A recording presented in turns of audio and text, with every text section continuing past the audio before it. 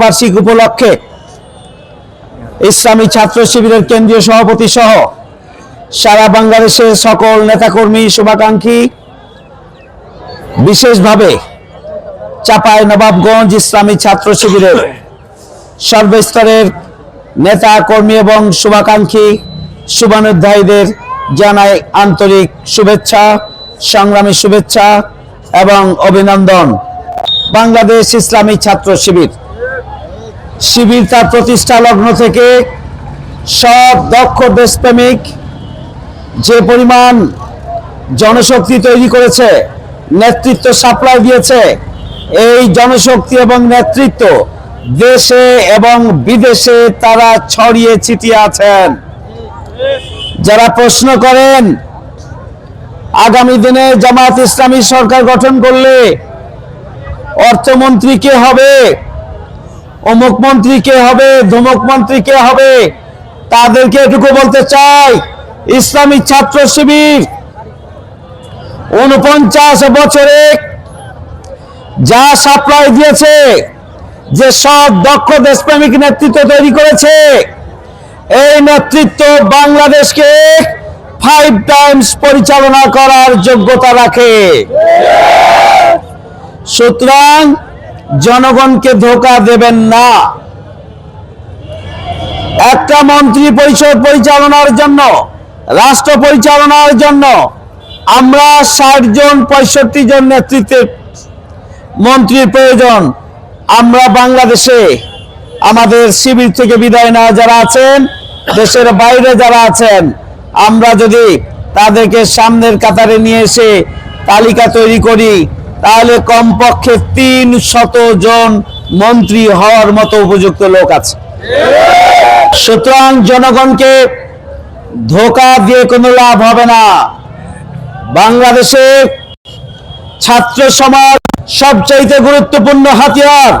শিবির হচ্ছে আগামী দিনে বাংলাদেশের যে চ্যালেঞ্জ, সব দক্ষ দেশপ্রেমিক নেতৃত্ব, সেই নেতৃত্ব সাপ্লাই দেওয়ার কারখানা শিবির হচ্ছে অন্যায়ের বিরুদ্ধে এক প্রচন্ড বিদ্রোহের নাম। ইসলামী ছাত্র শিবির আধিপত্যবাদ বিরোধী এক বিস্ফোরণের নাম। বাংলাদেশের স্বাধীনতা সার্বভৌমত্ব নিয়ে কোন চক্রান্তই আগামী দিনে ইসলামী ছাত্র শিবির বাস্তবায়ন হতে দেবেন না। প্রতিষ্ঠার পর থেকে ইসলামী ছাত্র শিবির সমস্ত গণতান্ত্রিক আন্দোলনে, অন্যায়ের বিরুদ্ধে প্রতিবাদে, দুঃশাসনের বিরুদ্ধে, স্বাধীনতার সার্বভৌমত্বের বিরুদ্ধে যে কোনো চক্রান্ত ষড়যন্ত্র রুখে দেওয়ার জন্য রাজপথে তারা সব সময় লড়াই করে গিয়েছে, সব সময় লড়াই সংগ্রাম চালিয়েছে। আগামী দিনে ইসলামী ছাত্র শিবির যত দূর এগিয়ে যাবে, বাংলাদেশ তত দূর এগিয়ে যাবে। ইসলামী ছাত্র শিবিরকে পিছিয়ে দেওয়ার জন্য, ধ্বংস করার জন্য, নিঃশেষ করার জন্য হাজারো চক্রান্ত ষড়যন্ত্র ব্যর্থতায় পর্যবসিত হয়েছে।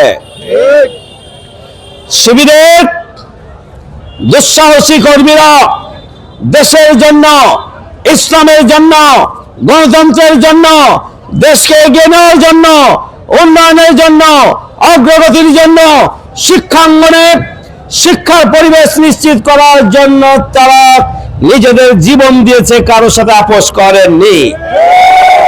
আর তার ফলশ্রুতিতে আপনারা দেখেছেন 24 জুলাইয়ের যে আন্দোলন, সে আন্দোলনের পিছন থেকে ইসলামী ছাত্র শিবির নেতৃত্ব দিয়েছে। সামনের মিছিলের সংগ্রামী আন্দোলনে শিবিরের নেতাকর্মীরা সাধারণ ছাত্রছাত্রীদের সাথে তারাও জীবন দিয়েছেন। 24 আন্দোলনে নিউক্লিয়াসের ভূমিকা পালন করি এই ইসলামী ছাত্র শিবির আগামী দিনে বাংলাদেশের বিরুদ্ধে কোন চক্রান্ত ষড়যন্ত্র বাস্তবায়ন হতে দেবে না, ইনশাআল্লাহ। আপনারা দেখেছেন ইসলামী ছাত্র শিবিরকে বাংলাদেশের ছাত্র সমাজ গ্রহণ করে নিয়েছে। হাজারো প্রতিকূলতা কোনো কাজে আসে নাই। ডাকসু, চাকসু, রাকসু, জাকসু, জকসু সমস্ত বিশ্ববিদ্যালয়ে ইসলামী ছাত্র শিবির সমর্থিত প্যানেল বলা যায় এককভাবে বিজয় অর্জন করেছে, আলহামদুলিল্লাহ। সুতরাং এদেশের ছাত্র সমাজ ইসলামী ছাত্র শিবিরের আদর্শকে মেনে নিয়েছে, গ্রহণ করে নিয়েছে। আগামী দিনে যে সুযোগ আসছে সেই সুযোগকে এদেশের জনগণ গ্রহণ করে নেবে ইনশাআল্লাহ। 12 তারিখে এদেশের ছাত্র সমাজ, তরুণ সমাজ, যুব সমাজ ঐক্যবদ্ধ হয়েছে সৎ, দক্ষ, দেশপ্রেমিক কোনাবের নেতৃত্বকে আগামী দিনে বিজয় করার মধ্যে দিয়ে নতুন বাংলাদেশের স্বপ্ন বাস্তবায়নে তারা সামনের দিকে এগিয়ে যাবে ইনশাআল্লাহ।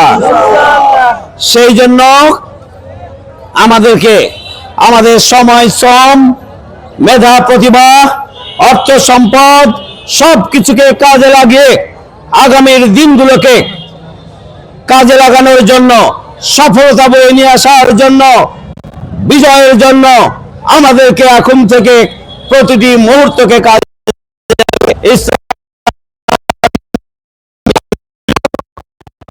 ছাত্র শিবির থাকবে ইনশাআল্লাহ। শিবিরের প্রতি আবারও সংগ্রামী শুভেচ্ছা এবং অভিনন্দন। আসসালামু আলাইকুম।